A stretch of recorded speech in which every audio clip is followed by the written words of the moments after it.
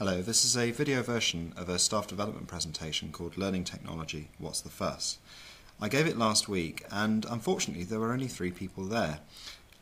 So I've made a video to hopefully reach a larger audience, but this is what actually happened last week, and you can see I filmed myself.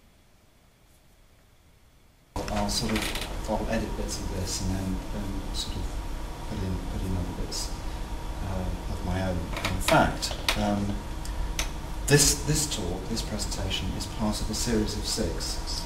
It's funny really, when I watched the video of me talking about this, I was almost embarrassed by how boring I was.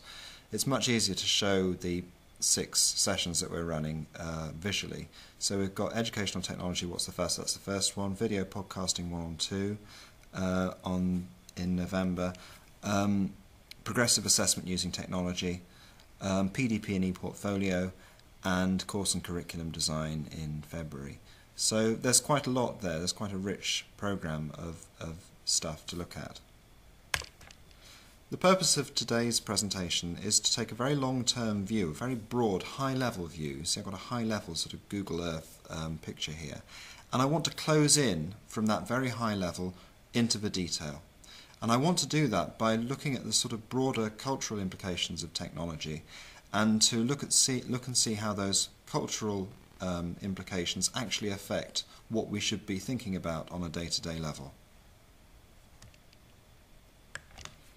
It's a bit of a commonplace to say that human experience has always been a technological affair, but I want to give some concrete examples of how we might think of that.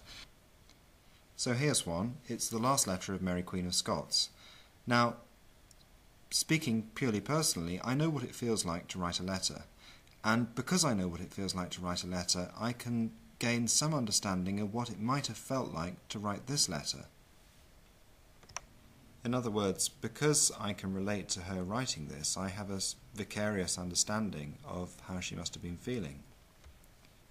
Now, in terms of relating vicariously to the use of technology, you can think about those who are familiar with using Facebook, and part of the sort of interaction in Facebook is a vicarious sort of understanding of what it is that people are doing. So we can think what Facebook would look like in 50 years or even 100 years when many of the people who are currently on there are no longer with us. This is a spoof Facebook page called Pension Book, and you can see that people are having fun with the idea that we're all going to get old, but still want to continue our communications in Facebook. And communication really is the common denominator between Mary Queen of Scots' letter and Facebook.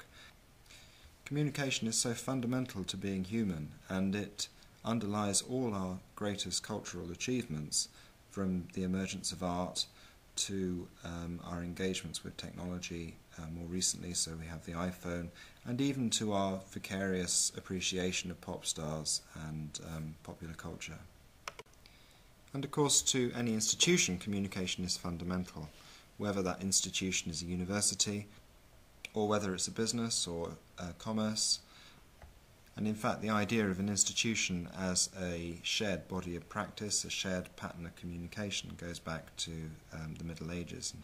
So just to recap, I'm talking about a link between the vicarious experience of others using technology, communication, and the organisation of institutions. So as we close in from a high-level perspective on technology to a more practical day-to-day view, we can think what the mechanisms are that link individual action to communication and the organisation of institutions. Here's one perspective from sociology, the relationship between structure and agency, suggested by Roy Basker, Margaret Archer, and to some extent Tony Giddens. The idea is that individual human agency reproduces and transforms social structure, which in turn conditions individual human agency, and that this is something which underlies the relationship between individuals and institutions. Now clearly that process relies on communication for the ability of individuals to reproduce and transform their institutions. But institutions, and perhaps universities particularly, struggle with communication. For example, putting on a staff development session for only 3 people isn't perhaps the most effective communication. This is what happens. There you go. Where is everyone? I knew there wasn't going to be anyone here. So creating environments for effective communication seems to be a very important thing that we have to do within the institution. And these environments are physical, obviously, coffee bars, corridors, classrooms, but also we have online environments where people can communicate, discussion forums, video, blogging. In terms of the physical spaces, here's an example of the Student Learning Zone. Much time and effort was spent designing this space in the hope that people would sit and enjoy effective conversations with each other. And the realities of our physical environment are that corridors, or even cloisters in the old universities, are very important places where people pass each other and have conversations. In the online spaces, we now have online social networks like this one, and many universities are investing in similar social networking functionality for internal communication, so that communications between departments, communications of academic schools and services within the university can pool their information and make it more transparent. But all of this communication really serves one purpose, which is to ensure that learners engage in effective learning conversations with each other and with their tutors. And here are some very real challenges, because as learners' lives get more complicated and they have to work and pay a lot of money to study, they will demand increasing flexibility of provision. For institutions, that means providing many ways of accessing learning opportunities. And to meet these expectations, we need to change the way we use technology.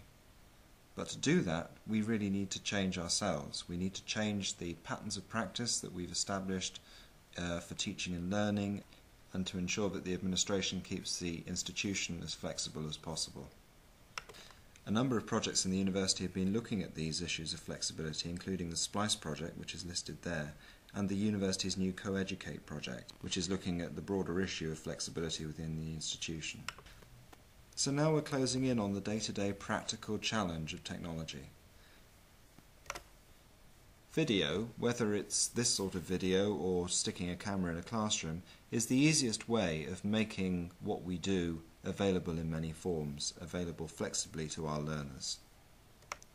Our learning environments are evolving to embrace many of the features of the technological environment outside the institution, and the development of new tools and services can give learners much greater control over how they access the services of the university. So we're now down to the practical day-to-day reality of teaching and learning. What does this mean for teachers? Fundamentally, technology vastly increases the palette of activities that we can use for teaching and learning. And because of the demands for increased flexibility of provision, we need to think very carefully about the design of learning activities.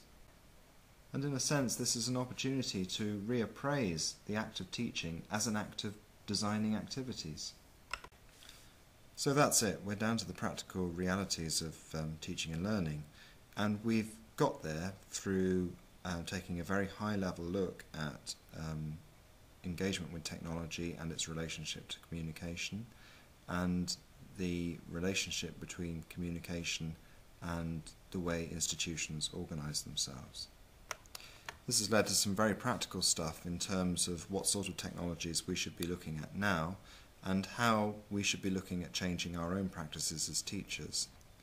An important next step is the creation of videos like this one, and the next 2 staff development sessions will focus on those particular skills.